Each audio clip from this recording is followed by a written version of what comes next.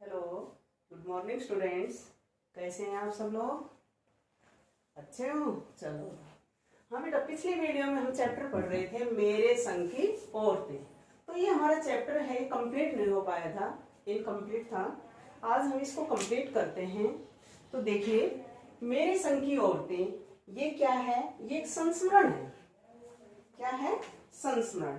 संस्मरण मतलब संस्मरण जिसको हम याद रख सकते हैं, ऐसी कोई भी जिसमें कोई घटना घटी हो, है। तो इसमें जो लेखिका है, लेखिका कौन है? मृदुला गर्ग। इसकी लेखिका है मृदुला गर्ग।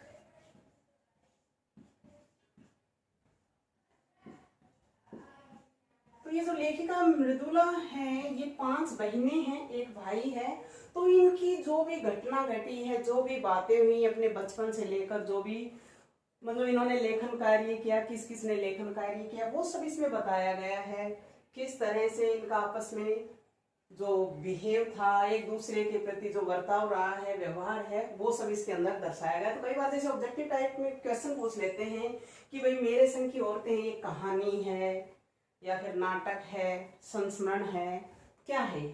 तो ये एक संस्मरण गद्य है, ठीक है, संस्मरणात्मक लेखन है। तो इसमें हमने यहाँ तक पढ़ लिया था कि माँ जी ने जो मन्नत मांगी थी, क्या मन्नत मांगी थी माँ जी ने? कि उनकी पतोहू के जो पहली संतान हो वो लड़की ही होनी चाहिए। तो क्या है इसमें देखिए, पहली लड़की जिसके लिए मन्नत मांगी गई थी वह मैं नहीं, मेरी बड़ी बहन मंजुल भगत थी। लेखिका कह रही है मृदुला गर्ग कि मेरी बड़ी बहन थी, उसका नाम क्या था? मंजुल भगत। अब इनके दो नाम रखे थे, एक था घर का नाम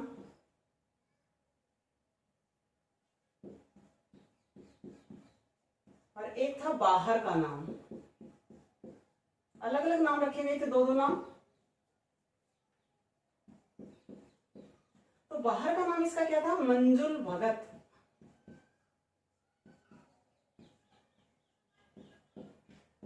और इसका घर का नाम था रानी। इसका घर का नाम क्या था? जिसको घर में इसको रानी कहकर बुलाते, ठीक है। तो ये क्या है? मंजुल भगत इनकी बड़ी बहन थी, घर का नाम था रानी, बाहर का था मंजुल। लेखिका अवतार हुआ, जब लेखिका का जन्म हुआ, मंजुल भगत क्योंकि लिखना शादी के बाद शुरू किया और अपना नाम बदलकर पति का ग्रहण करने में कोई हीन भावना आड़े नहीं आई। हीन भावना मतलब उन्होंने अपना नाम बदलकर, जब शादी हो जाती है तो शादी के बाद पति का नाम भी ग्रहण कर लेते हैं, पति का नाम लिखने लग जाते हैं उसके सामने सरनेम। तो पति का ग्रहण करने में उनके सामने कोई भी हीन भावना नहीं आई। इसलिए पैदाइशी जो उनका खानदान था, पैतृक पैदाइशी जैन नाम छोड़कर, वो जैन लगाते थे, जैसे मृदुला गर्ग है और मंजुला भगत है, जैन है, तो उन्होंने जैन नाम छोड़कर भगत बनी हो। दूसरे नंबर पर मैं थी, लेखिका थी, तो घर का नाम था उमा। जो लेखिका है उसका घर का नाम क्या है? उमा। और बाहर का मृदुला। दूसरे नंबर पर थी लेखिका, बड़ी बहन थी मंजुल, दूसरे नंबर पर मृदुला। इसका घर का नाम था रानी, ये था उमा। बाहर का मृदुला। मैंने भी शादी के बाद लिखना शुरू किया। ये क्या कह रही है कि मैंने भी, बड़ी बहन ने भी शादी के बाद लिखना शुरू किया था और लेखिका ने भी क्या किया? शादी के बाद लिखना शुरू किया। सो बतौर लेखिका नाम चला मृदुला गर्ग। अब लेखिका ने अब इसका नाम मृदुला गर्ग शादी के बाद लिखना शुरू किया। मुझे याद है जब हमने लिखना शुरू किया उससे कुछ पहले नारीवाद का चलन हुआ था। शादी के बाद नाम न बदलने का रिवाज उसी ने चलाया था। फिर एक नारीवाद का चलन हुआ, उसमें उसने क्या चेंज लाया कि शादी के बाद जो पति का सरनेम लगाती थी वो उसने बंद कर दिया। शादी के बाद नाम न बदलने का रिवाज उसी ने चलाया था कि नाम न बदलें। मन्नू भंडारी का हवाला देकर हमसे पूछा भी जाता था कि आप लोग इतनी पोंगापंथी मतलब ढोंगी, जो बाहरी दिखावटीपन और जो ढोंगी होते हैं, ढोंग करते हैं, घर घुसुक क्यों हो, नाम क्यों बदला? हमारे पास इसका कोई ढंग का जवाब नहीं होता था। उत्तर देने के लिए हमारे पास कोई ठीक से कोई सटीक जवाब नहीं होता था। फिर क्या है इसमें, अब भी नहीं है पर नाम बदलने से अपने व्यक्तित्व का कोई नुकसान होते मैंने नहीं देखा। लेखिका क्या कह रही है कि यदि नाम बदल भी लिया तो उसमें अपने व्यक्तित्व का कोई नुकसान नहीं हो रहा, ऐसा मैंने नहीं देखा है। ऐसी कोई बात नहीं है कि उससे हमारे व्यक्तित्व को कोई नुकसान पहुंचे। पूछने को तो पिताजी से लोग यह भी पूछते थे कि आपके 5-5 बेटियां हो गई हैं और आपने सभी के आप 2-2 नाम रख रहे हो, तो 5 बेटियों से आपका मन नहीं भरा जो हर बेटी के आपने 2-2 नाम रखोगे। मुझसे छोटी बहन का घर का नाम गौरी और बाहर का चित्रा। अब जो लेखिका से छोटी है वो घर का नाम गौरी और बाहर का चित्रा। ये हो गई 3 हो गई, 3 महीने। उसके बाद अब क्या हुआ, लेकिन ये जो तीसरे नंबर पर थी चित्रा, ये लेखन कार्य नहीं करती थी। लेखिका की बड़ी बहन करती थी मंजुला भगत और मृदुला, ये दोनों लेखन कार्य करती थी। फिर जो तीसरे नंबर पर थी चित्रा, इसने लेखन कार्य नहीं किया। क्यों? उसका कहना है कि वह इसलिए नहीं लिखती क्योंकि घर में कोई पढ़ने वाला भी तो होना चाहिए। ये क्या कहती थी चित्रा कि अगर हम सभी लिखने का कार्य शुरू कर देंगे, लेखन कार्य शुरू कर देंगे, तो घर में कोई पढ़ने वाला भी होना चाहिए। जो लिख रहा है उसको पढ़ने वाला भी तो हो। खैर, उसके बाद जब चौथी 5वीं बेटियां पैदा हुई तो पिताजी ने इतनी बात जमाने की सुनी, लोगों के नाम सुन लिए थे। जैसे 3 बेटियों के इन्होंने 2-2 नाम रख दिए, तो लोग क्या कहते थे कि आपकी इतनी बेटियां हो गई, आपने इनके 2-2 नाम रख दिए, क्या बेटियों से आपका मन नहीं भरा? तो पिताजी ने क्या सोचा कि जमाने की बात सुनी। उसके बाद इन्होंने इन 2 बेटियों के लास्ट में एक नाम ही रखे, रेणु और अचला। चौथे नंबर पर कौन थी? रेणु और 5वें पर अचला। इनके एक नाम ही रखे दोनों के। तो ये 5 बेटियां हो गई थी इनकी। अब 5 बेटियों के बाद एक बेटा होता है जिसका नाम है राजीव। ठीक है, ये 5 बहनें और एक भाई, 6 बहन भाई। रेणु और अचला एक नाम ही रखा है इनका। 5 बहनों के बाद एक भाई हुआ, कौन? राजीव। राजीव का पर्यायवाची शब्द क्या होता है? राजीव का पर्यायवाची शब्द होता है कमल। मजे की बात यह है कि बीच की 2 बहनें ही लेखन से बची रही, अचला और राजीव। अब ये छोटे वाले चित्रा और रेणु ने लेखन कार्य नहीं किया। पहले 2 ने, बड़ी ने किया, मंजुला भगत ने किया, मृदुला ने किया। फिर 2 बहनों ने, चित्रा और रेणु ने लेखन कार्य नहीं किया। उसके बाद सबसे छोटी अचला और राजीव, इन दोनों ने फिर लेखन कार्य शुरू कर दिया, लिखने का काम शुरू किया। अब लेखिका क्या कह रही है, मजे की बात यह है कि बीच की 2 बहनें ही लेखन से बची रही, अचला और राजीव फिर उसमें जा फंसे। अब ये छोटे छोटे इन दोनों ने फिर से लेखन कार्य शुरू कर दिया। अचला लेखिका से, मृदुला गर्ग से 8 साल छोटी है। क्या कह रही है कि अचला मुझसे 8 साल छोटी है और वक्त के बदलाव की लाज रखते हुए कि अब समय बदल गया है, वक्त बदल गया है, इसलिए उसने अपना लेखन कार्य अंग्रेजी में लिखना शुरू कर दिया। ये सब हिंदी में लिखते थे, यहाँ अचला ने अब अपना कार्य अंग्रेजी में लिखना शुरू कर दिया। पर राजीव फिर हिंदी के हवाले हो गए। अंत में राजीव ने क्या किया, ये फिर हिंदी में लिखने लग गया। तो अचला ने अंग्रेजी में लेखन कार्य शुरू किया। छोटे क्वेश्चन बीच से पूछ सकते हैं आपसे कि अंग्रेजी में लेखन कार्य किसने किया? अचला ने किया। और राजीव ने किसमें किया? हिंदी में। बाकी सभी इन्होंने हिंदी में किया। 2 बहनें जो बची हैं उनके क्या नाम है जिन्होंने लेखन कार्य नहीं किया? चित्रा और रेणु।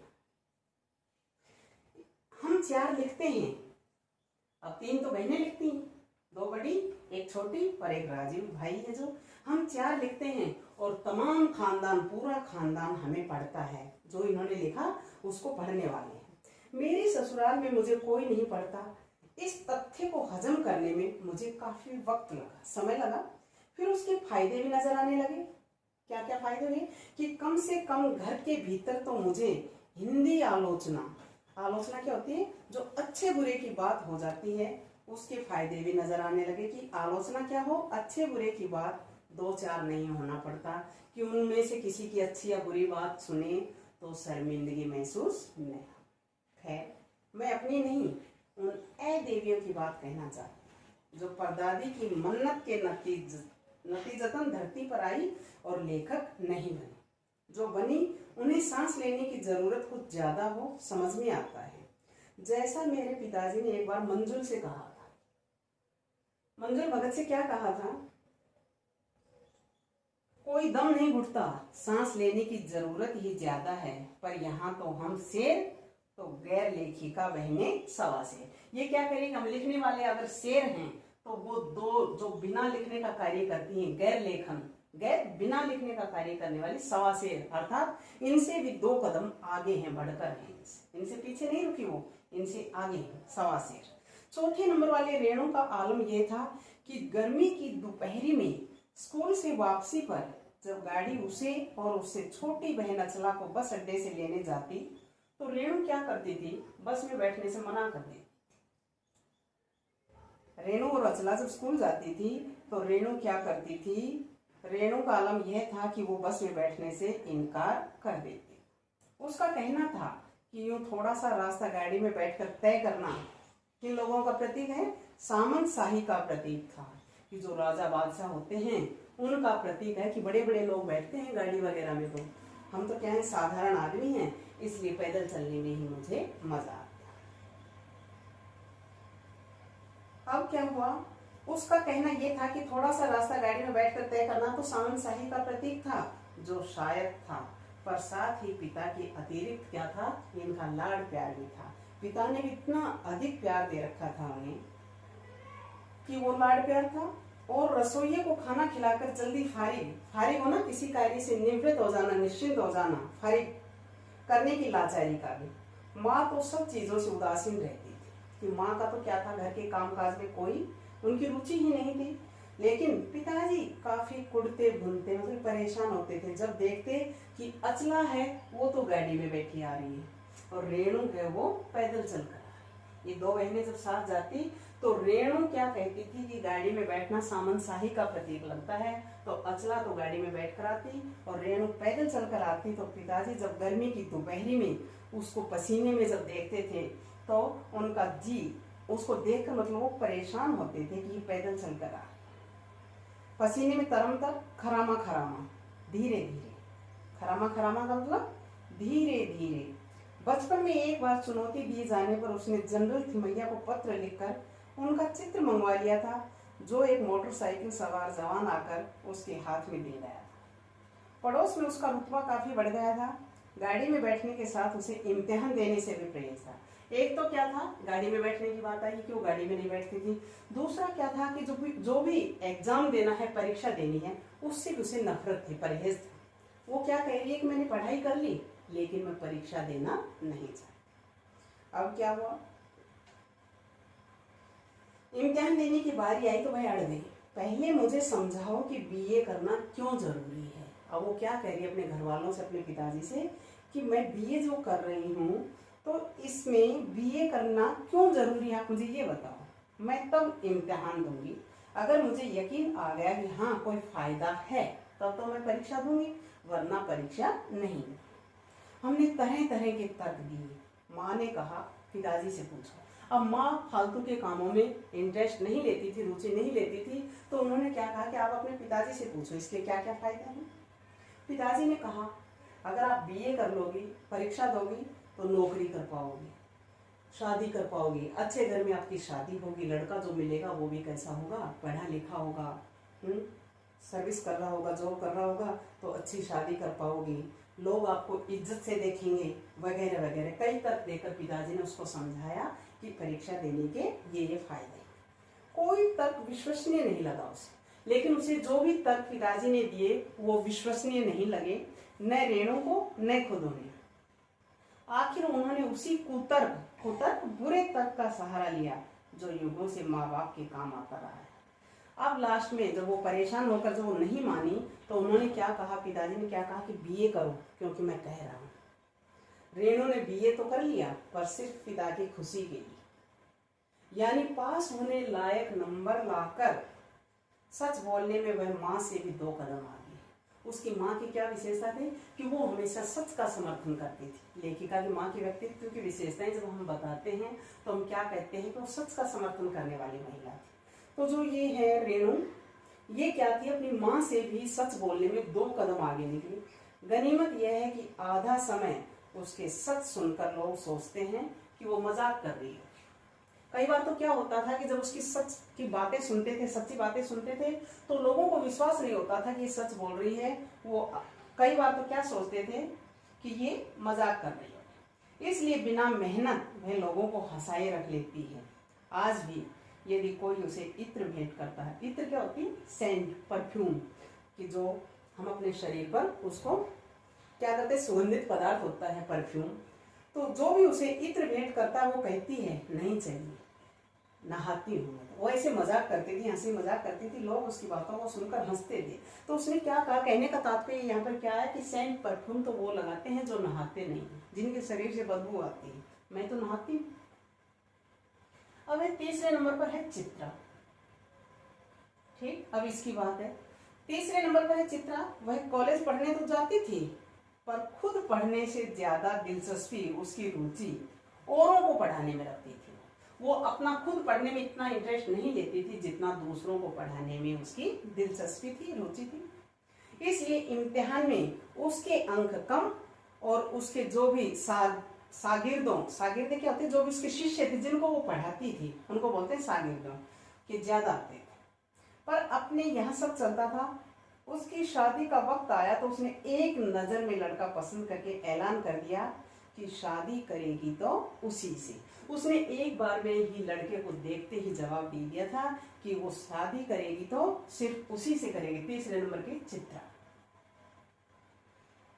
अब क्या हुआ, मुश्किल यह थी कि हमारे माँ बाप ही नहीं, खुद लड़का भी उसके निर्णय से वाकिफ नहीं था, जानकार नहीं था। पर उसका कहना था कि वह जो सोच लेती है वो करके रहती। उसने जो भी बात ठान ली, सोच ली, उसको वो पूरा करती थी। तो उसकी शादी उसी लड़के से हुई जो उसने निर्णय लिया। कोई मुश्किल पेश नहीं है उसमें, आती क्यों? उसने कहा, मैंने पहले मुलाकात में ही उसे बतला दिया था कि मैं जो सोच लेती हूँ होकर रहता है। तो उसने बात आगे खींची ही नहीं, पहली मुलाकात में ही हथियार डाल दिया, अर्थात लड़का जो है वो उससे शादी करने के लिए तैयार हो गया। उसने उसको सब बातें बता दी थी कि मैं जिस भी, मेरी मतलब ये बात है कि मैं पहली मुलाकात में ही उसने उसको बता दिया था कि जो मैंने सोच लिया है वो पूरा होकर रहेगा। हमें सबसे छोटी बहन अचला है 5 नंबर की सबसे छोटी। काफी दिनों तक कुछ कम खिसकी मालूम पड़ती रही, या खिसकी का मतलब विद्रोही सी।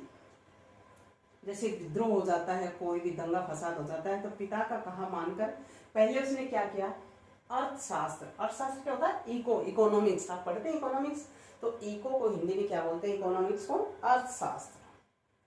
पहले अर्थशास्त्र किया, फिर पत्रकारिता में दाखिला लिया, ढंग से पढ़ाई की, पास हुई, फिर पिता की पसंद से शादी भी कर ली।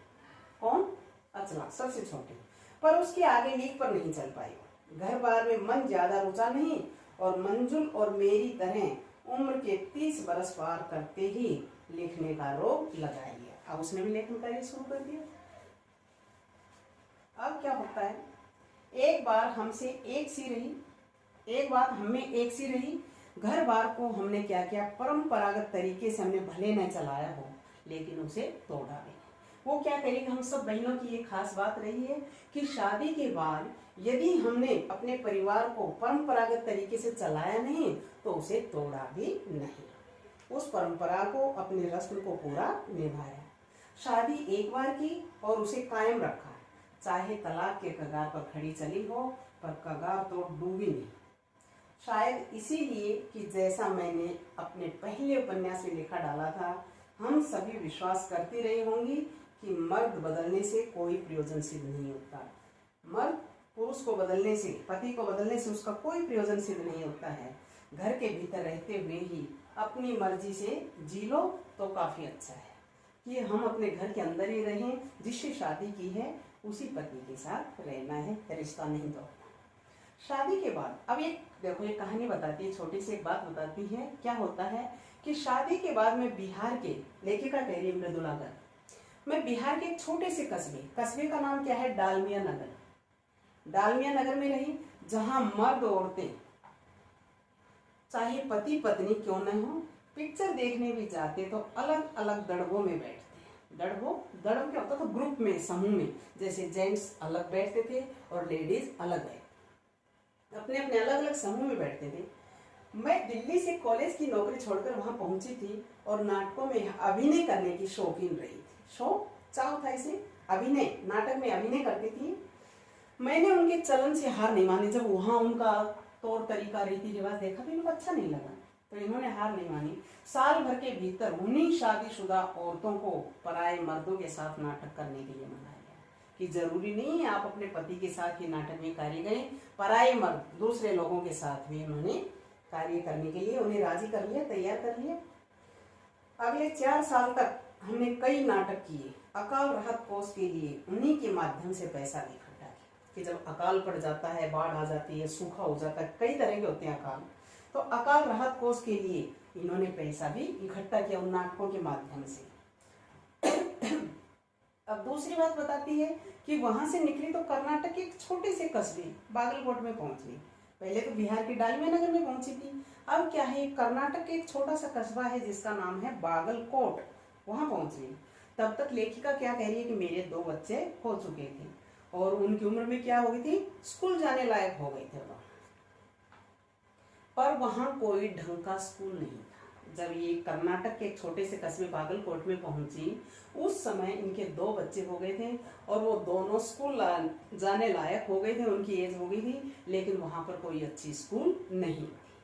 तो लोगों की राय पर मैंने पास के कैथोलिक बिशप से, बिशप क्या होता है, पादरी, उनसे दरख्वास्त की, प्रार्थना की कि उनका मिशन वहां के सीमेंट कारखाने की आर्थिक मदद से हमारे कस्बे में एक प्राइमरी स्कूल खोला। अब इन्होंने क्या किया, वहां के कैथोलिक जो बिशप था उनसे प्रार्थना की, रिक्वेस्ट की कि वो वहां के सीमेंट कारखाने के मालिक से आर्थिक मदद ले और हमारे कस्बे में एक छोटा सा एक प्राइमरी स्कूल खोल ले।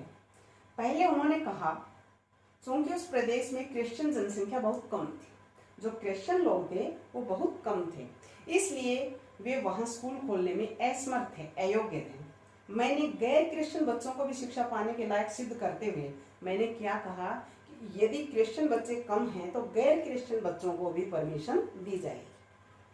तो अपना इसरार, अपना आग्रह जारी रखा उनके सामने। तब उन्होंने कहा कि हम कोशिश कर सकते हैं, बशर्ते इस शर्त के साथ कि आप हमें यकीन दिलाएं कि जो स्कूल हम खोलेंगे वो अगले 100 वर्षों तक चलना चाहिए, चलता रहेगा।